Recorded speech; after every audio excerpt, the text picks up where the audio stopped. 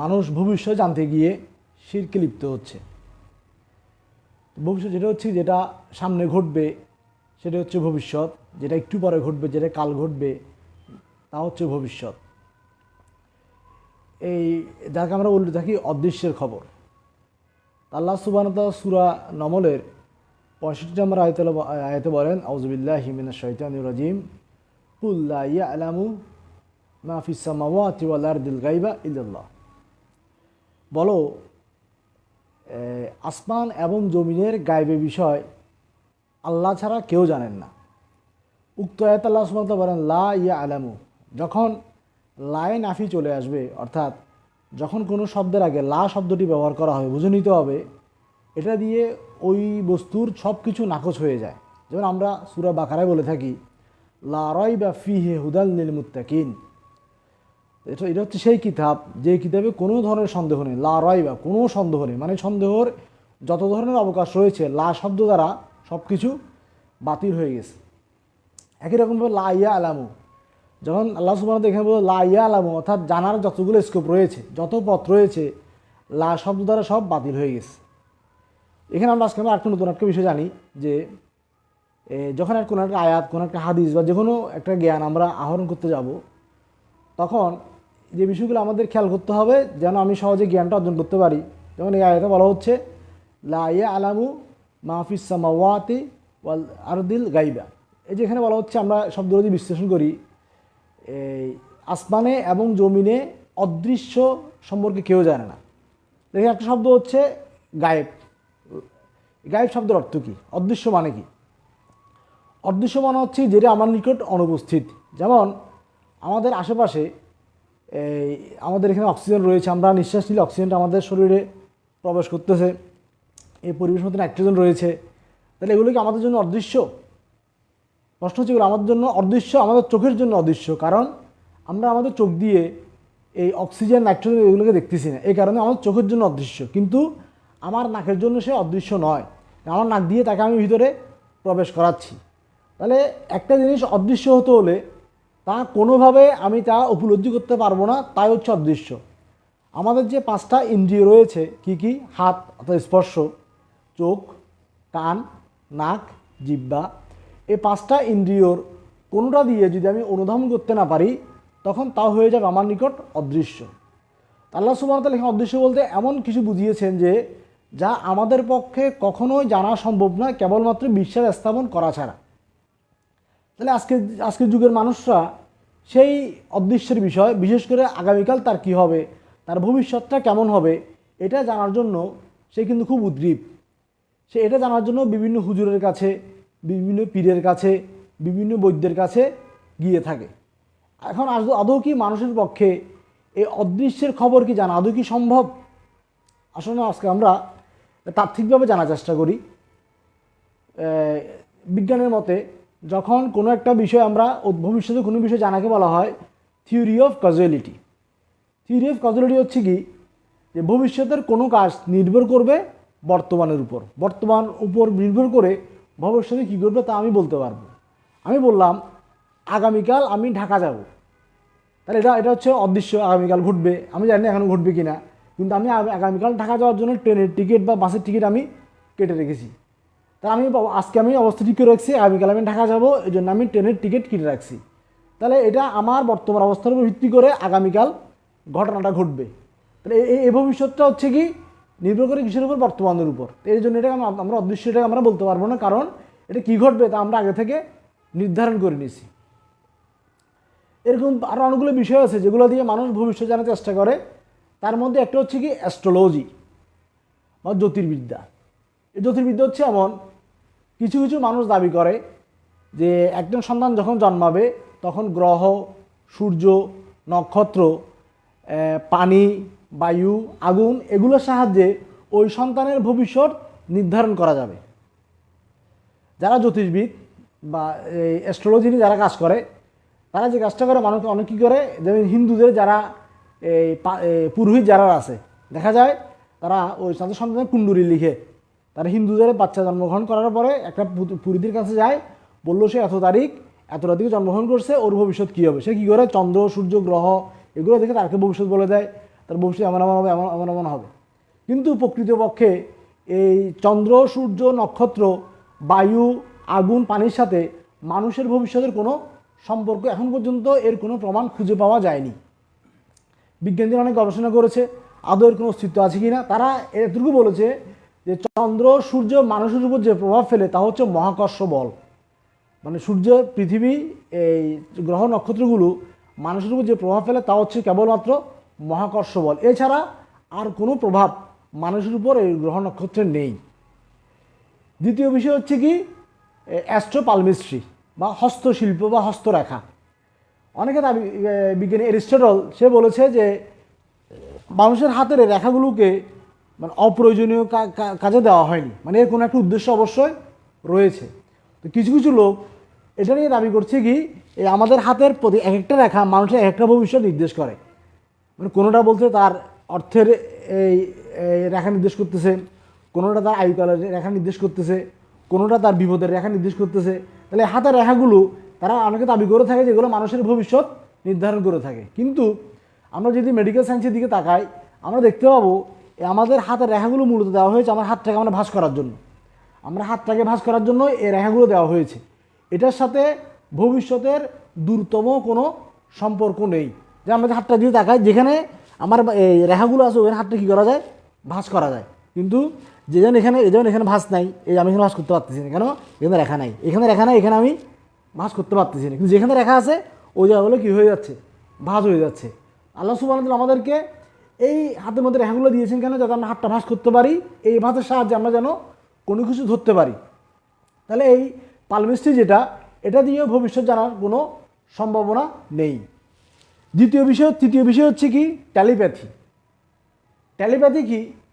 Telepathy বলা হয় এরকম, ধরো আমি চিন্তা ভাবনা করতেছি যে আমার কোনো একটা বন্ধু আমাকে স্মরণ করতেছে, আমি চাচ্ছি সে আমাকে ফোন করুক, ঠাস করে তার একটা ফোন আমার কাছে চলে আসলো। আমার বন্ধুর কাছে আমেরিকা থাকে বা ঢাকা থাকে, আমি চিন্তা করছি আমার বন্ধু যে আমার একটা ফোন দিতে এখন কত ভালো হইতো, তো ঠাস করে সে আমাকে ফোন দিয়ে ফেলছে। তো এটা তারা এটাকে বলে টেলিপ্যাথি। মানে বলা হয় যে আমি চিন্তা করতেছি আমার নিউজটা তার নিকট অটোমেটিকলি তার অন্তরের মধ্যে চলে গেছে, তার হৃদয়ের মধ্যে, এবং সে আমাকে কলটা দিছে। কিন্তু এর কোনো বৈজ্ঞানিক অস্তিত্ব এখন পর্যন্ত বিজ্ঞানীরা খুঁজে পায়নি। এমনকি যে তারা দাবি করে থাকে উমর ইবনে খাত্তাব রাদিয়াল্লাহু তাআলা আনহু এই টেলিপ্যাথি জানতো। কীরকম? একবার জুমার দিন উমর ইবনে খাত্তাব রাদিয়াল্লাহু তাআলা আনহু উনি জুমার খুতবা দেওয়ার জন্য মিম্বরে উঠছিলেন। উনি তখন রোমানদের সাথে মুসলিমদের একটা দল যুদ্ধ করতেছিল। তো ওই মুসলিমদের গ্রুপকে আক্রমণ করার জন্য শত্রুরা পাহাড়ের দিক থেকে আক্রমণ করার জন্য চেষ্টা করতেছিল। তো উমর ইবনে খাত্তাব রাদিয়াল্লাহু তাআলা আনহু যেন ওটা দেখতেছিল। উনি ওখান থেকে বলল, ইয়া সারিয়া আল জাবাল, ইয়া সারিয়া আল জাবাল, হে সারিয়া, মানে এখানে যে সেনাপতি ছিল তার নাম হচ্ছে সারিয়া, বললো সারিয়া পাহাড়ের দিকে দেখো, মানে পাহাড়ের দিক থেকে শত্রু আসতেছে। আর সারিয়া থেকে উমর ইবনে খাত্তাব রাদিয়াল্লাহু তাআলা দূরত্ব ছিল কয়েক হাজার মাইল। ও সারিয়া ওই শব্দটা কানের মধ্যে শুনছে যে উমর ইবনে খাত্তাব তাকে বলতেছে সারিয়া পাহাড়ের দিকে। তখন অনেকে দাবি করছে এটা হচ্ছে টেলিপ্যাথি, মানে উমর ইবনে খাত্তাব টেলিপ্যাথি জানতো, এই কারণে উনি এখান থেকে সংবাদটা ও সারিয়া পর্যন্ত পৌঁছাইতে পারছে। কিন্তু আমরা বলি আসলে অ্যাকচুয়ালি এটা হচ্ছে মুজেজা। কিন্তু এই কাজ উমর ইবনে খাত্তাব একবারই করতে পারছে, আর কখনো করতে পারছে বলে এর কোনো প্রমাণ পাওয়া যায় না। মানে এটা হচ্ছে এটা হচ্ছে মুজেজা না, এটা হচ্ছে আয়াত। মুজেজাটা ইউজ করা হয় নবী রাসূলের জন্য, এটা হচ্ছে আয়াত মানে নিদর্শন। এটা আল্লাহ সুবহানাহু ওয়া তাআলা উমর ইবনে খাত্তাব রাদিয়াল্লাহু তাআলা আনহু দ্বারা দেখিয়েছিল। তাহলে যে টেলিপ্যাথি যেটা বলা হয় এর কোনো অস্তিত্ব পৃথিবীতে খুঁজে পাওয়া যায় না। পঞ্চম যে বিষয় তা হচ্ছে ক্লেভরেন্স। ক্লেভরেন্স এটা হচ্ছে কি জাদুবিদ্যা। মানে এটা দাবি করে থাকে জাদুবিদ্যার সাহায্যে মানুষের পক্ষে ভবিষ্যৎ জানা সম্ভব। আর জাদুবিদ্যাটা কীভাবে হয়? জাদুবিদ্যাটা হয় মূলত শয়তানের সাহায্যে। ইবলিস যখন মানুষ ইবলিসের পূজা করতে থাকে তখন ইবলিস তার উপর সন্তুষ্ট হয়ে যায়। ইবলিস তার উপর সন্তুষ্ট হয়ে তাকে কিছু কাজ করার সুযোগ দেয়, মানে তার কিছু কাজ ইবলিস করে দেয়, শয়তান করে দেয়। তো অনেকে দাবি করে থাকে যে জাদুবিদ্যার সাহায্যে শয়তানের সাহায্যেও ভবিষ্যৎ জানা সম্ভব। আদৌ কি শয়তানের সাহায্যে ভবিষ্যৎ জানা সম্ভব? এই ব্যাপারে রাসূলুল্লাহ সাল্লাল্লাহু আলাইহি ওয়াসাল্লাম বলেন, কোরআন নাজিল হওয়ার পূর্বে আল্লাহ সুবহানাহু ওয়া তাআলা পৃথিবীতে কোনো একটা জিনিস ঘটবে ওই বিষয়ে ফেরেশতাদেরকে জানাতো যে পৃথিবীতে এই জিনিসগুলো ঘটবে। তো ফেরেশতারা কী করতো? আসমানের মধ্যে বসে এগুলো বলা বলি করতো। জিন শয়তান কী করতো? উপর দিকে উঠে সে আসমানের মধ্যে পৌঁছে ওই ফেরেশতারা যে সকল বিষয়ে কথাবার্তা বলতো তাগুলো শুনে যেত। শুনে এসে ওই শয়তানগুলো সাথে যে সকল পৃথিবীর মানুষের যোগাযোগ করতো, মানে যে সকল মানুষ ওই শয়তানের পূজা করতো, শয়তান কী করতো, তার কথাগুলোকে ওই লোকগুলোকে বলতো, মানে জ্যোতিষবিদদেরকে বলতো। জ্যোতিষবিদরা কী করতো, তারা আরও কয়েকটা মিথ্যা মিশাই মানুষকে বলে বেড়াতো। মানুষ দেখতো কি ও বলছে সত্য হয়ে গেছে, ও বলছে আমার কালকে একটা বিপদ ঘটবে, আসলে হয়ে গেছে তো এটা, তার মানে কি ও আমাকে ভবিষ্যৎ বলে দিতে পারছে। এভাবে তারা ভবিষ্যৎ জানতে পারে। কিন্তু কোরআন নাজিল হওয়ার পর থেকে আল্লাহ সুবহানাহু ওয়া তাআলা শয়তানদের এই জানাটাকে কী করে দিছে, বন্ধ করে দিছে, এবং তারা উপরের দিকে উঠতে গেলে তাদেরকে মিসাইল নিক্ষেপ করা হয়। সূরা মুলুকে আল্লাহ সুবহানাহু ওয়া তাআলা বলেন, ওয়ালাকাদ যায়্যানা আস-সামাআ আদ-দুনিয়া বিমাসাবিহা ওয়া জাআলনাহা রুজুমান লিশ-শায়াতিন ওয়া আ'তাদনা লাহুম আযাবাস সাঈর। আল্লাহ সুবহানাহু ওয়া তাআলা বলেন, আমি আকাশকে সুশোভিত করেছি প্রদীপমালা দ্বারা, এবং এই শয়তানদের জন্য তৈরি করেছি মিসাইল, মানে যে আমরা আকাশে উল্কা এগুলো হচ্ছে শয়তানের জন্য মিসাইল। শয়তান যদি আকাশের দিকে উঠতে চায় ওই আসমানের খবর সংগ্রহ করার জন্য আল্লাহ সুবহানাহু ওয়া তাআলা উল্কা দিয়ে তাকে মিসাইল নিক্ষেপ করে। এই জন্য শয়তানের পক্ষে আর ফেরেশতাদের কথাবার্তা শোনা সম্ভব না। আর সে যে মনে করে কিছু ঘটবে, যা একটু ফেরেশতাদের কাছে খবর পাইতো তাও বন্ধ হয়ে গেছে। মানে শয়তানের পক্ষেও আর কখনোই ভবিষ্যৎ বলা মানুষের পক্ষে সম্ভব না। তবু আমরা দেখতে পাই যে যদি আমরা কোনো জ্যোতিষীর কাছে যাই, বা যারা হাত দেখে বা ওই জ্যোতিষবিদ, ওরা কী করে, অনেকের কাছে দেখা যায় অতীতের ঘটনা বলে দেয়। একটা অতীত জ্যোতিষবিদের কাছে গেছে, ও বলতেছে তোমার এই ছোটোবেলায় এরকম একটা বিপদ হয়েছিল, তুমি এত বছর আগে এরকম একটা দুর্ঘটনা ঘটছিল, তুমি এরকম একটা খারাপ কাজ করছিলা। এখন ও অবাক হয়ে যায় যে আমার এই দুর্ঘটনা ঘটছে, আমি যে এই কাজটা করছি এটা তো আমি ছাড়া কেউ জানে না, জ্যোতিষবিদ কীভাবে জানলো? তো এটা অনেক আলেম বলা হচ্ছে এরকম যে এই জ্যোতিষবিদ্যা কি, যেহেতু যে শয়তান উপাসনা করে, আমার সাথে একটা জিন আছে, প্রত্যেক মানুষের একটা জিন আছে, ওর সাথে একটা জিন আছে, প্রত্যেক মানুষের একটা করে কি আছে, জিন আছে। তো আমি যে জিন উপাসনা করি, জ্যোতিষবিদ যে জিন উপাসনা করে, ওই জিন কী করে, আমার জিনের কাছ থেকে জেনে নেয় যে আমার কখন কী হয়েছিল। তো আমার জিন, ওই জ্যোতিষবিদ জিন কি বলে যে ও এত বছর আগে এই কাজটা সে করছে, তখন জ্যোতিষবিদ যখন জিন জানায় দেয়, ওই জিন কী করে কি মানুষটাকে বলে দেয় যে তোমার এত বছর আগে এই পাপ ঘটছে, তোমার বিপদ ঘটছে। এখন ও কী করে, ও জ্যোতিষবিদ তো আমার সব কিছু জানে, ও হুজুর আমাকে বাঁচান, আপনি তো আমার সব কিছু জানেন। এবার হুজুর ওকে পায় কি, হুজুর ওকে পায়, এবার একে ভবিষ্যৎ বলে তোমার এটা ঘটবে, তাহলে কী করতে হবে, আমাকে টাকা দাও, আমি তোমাকে তাবিজ দিব, পানি ভরা দিব, বাস এবার হুজুরের বা ওই জ্যোতিষবিদের ব্যবসা রমরমা। তাহলে এই যে এইভাবে কী করতেছে, মানুষ ভবিষ্যৎ জানতে গিয়ে সে শিরকের মধ্যে নিমজ্জিত হচ্ছে। কারণ শিরক কেন এখানে, কারণ ভবিষ্যতের খবর বা অদৃশ্যের খবর আল্লাহ ছাড়া আর কেউ জানে না। তো আমি যখনই বিশ্বাস করব যে এই অদৃশ্যের খবর অন্য কেউ জানে, কোনো হুজুরও জানে, কোনো পাদ্রীও জানে, কোনো পুরোহিত জানে, কোনো জ্যোতির্বিদে জানে, তখন আমি কী করবো, শিরকে নিমজ্জিত হব। আমি এই ভবিষ্যৎটা কেন জানতে চাই, মানুষ ভবিষ্যৎ জানতে চাই মূল কারণ হচ্ছে জীবন উন্নতি করা। মানে সে যাচ্ছে তার ব্যবসা যেন উন্নতি হয়, তো সে ব্যবসা করতে চাচ্ছে, আচ্ছা হুজুর আমি যে ব্যবসা করবো এটা কি কেমন হবে, মানে এটা আমি লাভ হবে কি না, তাহলে আমি হুজুরকে যাচ্ছি কী জন্য, ভবিষ্যৎ জানার জন্য, আমার ব্যবসা লাভ হবে কি না। আমরা অনেক সময় দেখতে পাই রাস্তায় লেখা থাকে এখানে হাজিরা দেখা হয়, হাজিরা দেখার উদ্দেশ্য হচ্ছে কি ভবিষ্যৎটা দেখা। এখন ধরো তুমি আল্লাহ যদি আমাকে এই ক্ষমতা দিত ভবিষ্যৎ জানার, ধর আমি যদি জানলাম কালকে সকালে 10টার দিকে এই মেইন রোডের রাস্তার মাঝখানে একটা কাভার ভ্যান এসে আমাকে একটা পিছিয়ে চলে যাবে, আমাকে মেরে চলে যাবে, আমার অবস্থা কী হবে? আমি যদি জানতে পারি সকাল 10টার দিকে আমাকে কাভার ভ্যান একটা মারবেই, তাহলে আমার তো এমনি এর আগে মরে যাবো আমি ভয়। তাহলে ভবিষ্যৎ জানাটা যে আসলে মানুষের জন্য কত বড় একটা বিপদ, মানুষ এটাই জানে না। মানুষ যদি ভবিষ্যৎ জানে, মানুষ পাগল হয়ে যেতে পারে। সে জানলো একটু পরে তার বাবা মারা যাবে, একটু পরে তার মা মারা যাবে, একটু পরে তার সন্তান মারা যাবে, এর আগে সে এই চিন্তা সে মরে যাবে, এই ভয়। হয়তো তুমি জানবো তো একটু পরে তোমার হাতে 1 লক্ষ টাকা আসবে, তুমি আনন্দিত, কিন্তু বিপদ যখন তুমি জানো যে একটু পরে তোমার বড় একটা বিপদ হবে, তখন তোমার কী অবস্থা হবে?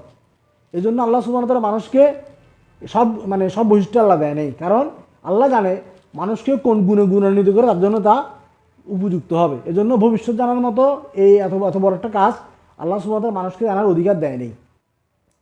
আরেকটা বিষয় হচ্ছে, সেটা হচ্ছে কি ইএসপি, এক্সট্রা সেন্সরি এই প্রসেস কীরকম, বা সিক্স সেন্স, আমরা বলি না সিক্স সেন্স, ষষ্ঠ ইন্দ্রিয় হচ্ছে 5টা, যেটা হচ্ছে স্পর্শ। আমি স্পর্শ করলে আমি একটা অনুভূতি পাচ্ছি, কোনো কিছু খেলে জিহ্বা দিয়ে একটা অনুভূতি পাচ্ছি, চোখ দিয়ে দেখে একটা কিছু দেখতে পাচ্ছি, কান দিয়ে শুনে পাচ্ছি, নাক দিয়ে নিঃশ্বাস নিয়ে পাচ্ছি। তাহলে কয়টা? 1 2 3 4 5টা।